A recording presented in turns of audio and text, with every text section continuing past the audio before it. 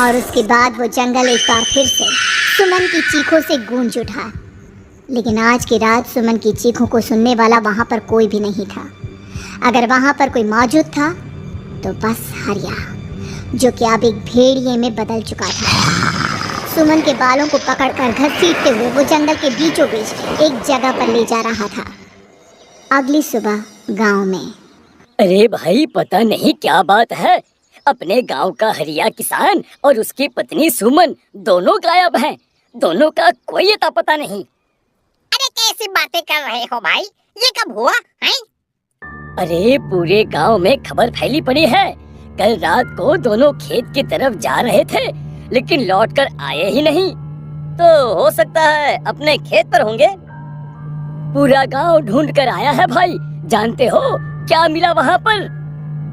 क्या हुआ भाई, क्या मिला? बताओ हमें, क्या मिला? अरे हरिया की पत्नी सुमन के कपड़े पड़े हुए थे। शरीर का एक एक कपड़ा फटा हुआ झोपड़ी के बाहर पड़ा था, लेकिन दोनों पति पत्नी का कोई पता ठिकाना नहीं था। अरे भाई, लेकिन उसका जो दोस्त है ना रामू किसान, उससे पता करके आते हैं ना।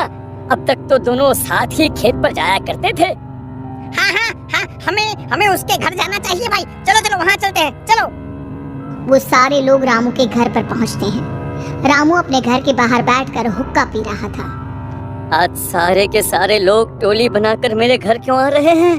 क्या कोई मर गया क्या भाई? अरे कैसी बातें कर रहे हो?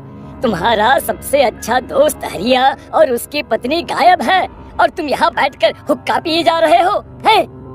रामू ने अजीब सी नजरों से उन सब गांव वालों की तरफ देखा, जिसकी वजह से वो लोग एक बार के लिए डर गए।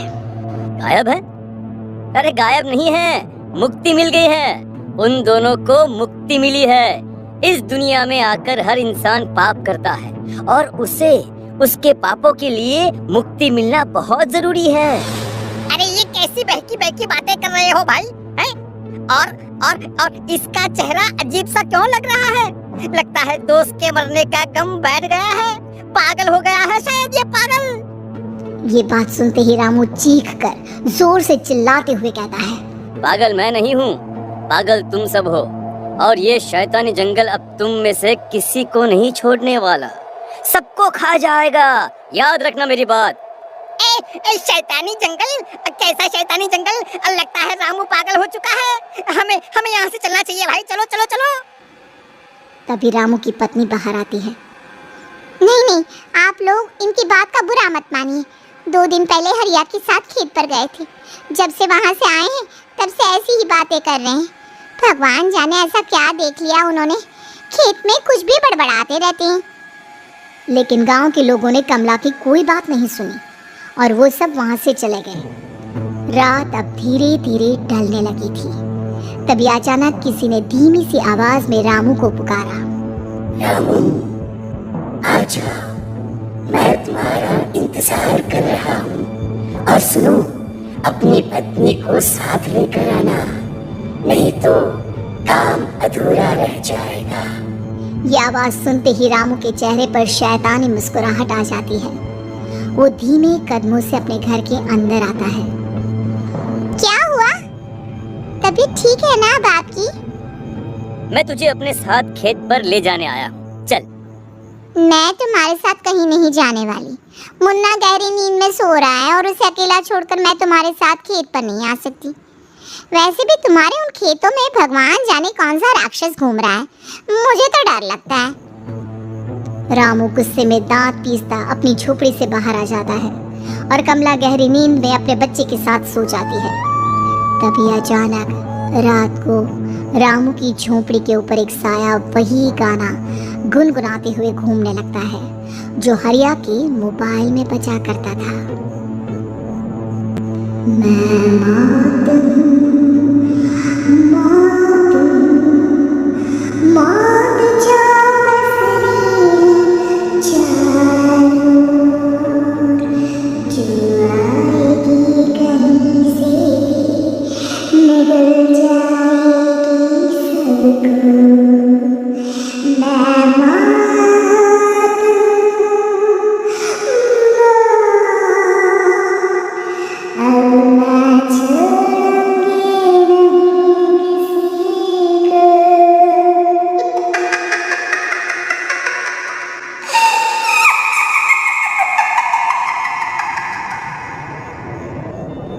ये आवाज़ सुनकर रामू की पत्नी कमला की आंख खुलती है और वो देखती है कि उसका मुन्ना अपनी जगह से गायब था। कमला चीखते हुए बाहर दौड़ कर आती है। वहाँ पर उसने देखा कि रामू ने अपने बच्चे को झोपड़ी के बाहर एक पेड़ से उल्टा लटकाया हुआ था और उसका बच्चा चीख चीख कर रो रहा था। वहीं दूसरी तरफ एक साया बच्चे के ठीक नीचे आग जलाकर उसके चारों तरफ हैवानों की तरफ नाच रहा था। छोड़ दो मेरे बच्चे को। अरे क्या कर रहे हो तुम? शर्म नहीं आती तुम्हें अपने ही बच्चे को इस तरह मौत के हवाले करते हुए? अपना बच्चा? किसने कहा ये मेरा बच्चा है? अरे ये तो उस रामू की औलाद है, इस गांव के किसान रामू की, और मेरी दुश्मनी इस गांव के हर इंसान के साथ है। क्या? कैसी बात कर रहे हो तुम? ये औरत कौन है? ये मेरे बच्चे को खा जाएगी। तभी अचानक से उस साया ने एक बेहद खतरनाक दिखने वाली औरत का रूप ले लिया और उसकी आंखों से आग निकल रही थी। सही पहचाना तूने, मैं तेरे बच्चे को खा जाऊंगी। अगर तू अपनी जबान को रामू के साथ जंगल नहीं आई, मैं तेरे बच्चे को खा जाऊंगी। लेकिन क्यों? आखिर क्या चाहती हो तुम मुझसे? मुझे जंगल क्यों ले जाना चाहती हो?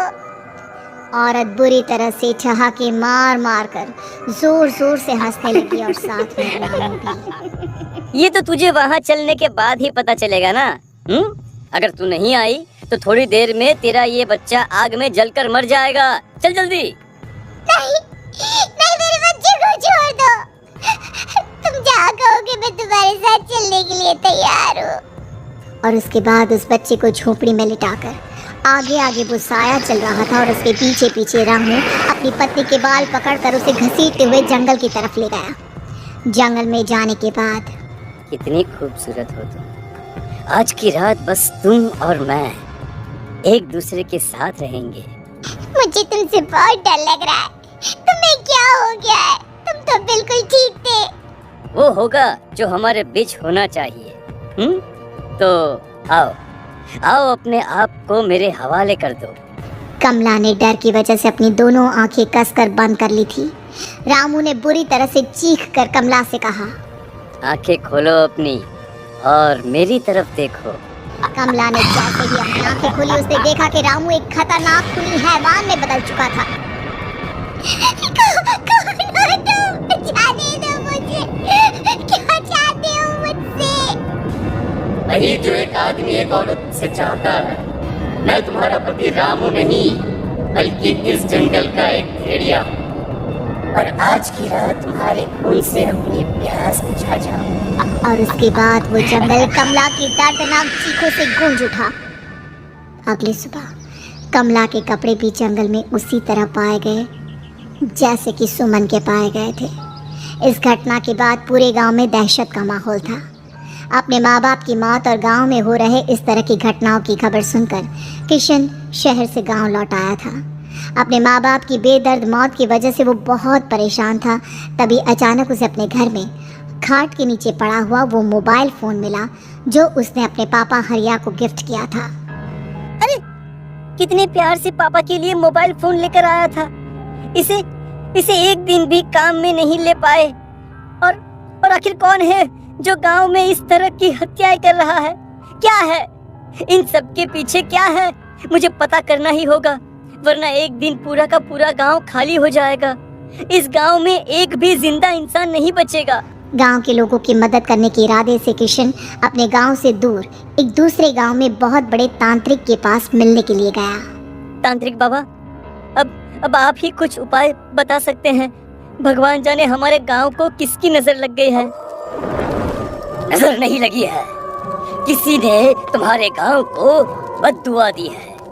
किसी सताई हुई आत्मा का प्रकोप है, और अब वो पूरे गांव में किसी को नहीं छोड़ेगी जब तक उसकी आत्मा को शांति नहीं मिल जाती। अरे लेकिन ऐसा कौन है बाबा?